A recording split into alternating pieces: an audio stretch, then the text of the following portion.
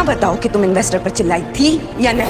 हाँ मैम, पर उसके बाद जैसा कि आपने देखा कि युवराज नंदिनी साड़ी और मिस्टर वर्धन ग्रुप के इन्वेस्टर मिस्टर रवि ने आर्यवर्धन सर और मीरा मैम के बारे में गलत और अपशब्द बातें कहने लगते हैं। यहाँ तक कि उनके संबंधों को लेकर भले बुरे बातें भी कहने लगे और ये भी कहने लगे कि आर्यवर्धन सर और मीरा मैम के बीच अफेयर चल रहा है। लेकिन अन्नू को मिस्टर रवि की ये सब बातें बहुत बुरी लगती है और आखिर वो भी तो एक लड़की है, तो दूसरी लड़की का बुराई कैसे सुन सकती है। और सबके सामने चांदनी चौक पर मिस्टर रवि पर बहुत क्रोधित होते हैं। उनकी जो सोच है उनको घटिया बताने लगते हैं और बहुत कुछ सबके सामने सुना देते हैं।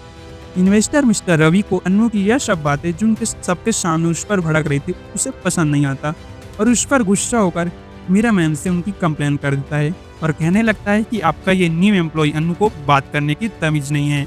कुछ भी कहकर सबके सामने इंसल्ट करने का आरोप लगा देते हैं।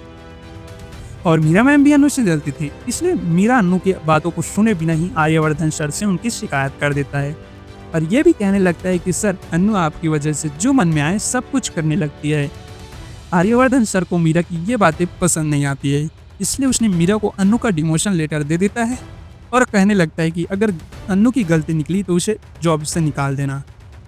इधर अन्नू के कॉन्फ्रेंस रूम में आते ही मीरा अन्नू की बातों को सुने बिना ही उन पर क्रोधित होकर उसे जॉब से निकाल देता है।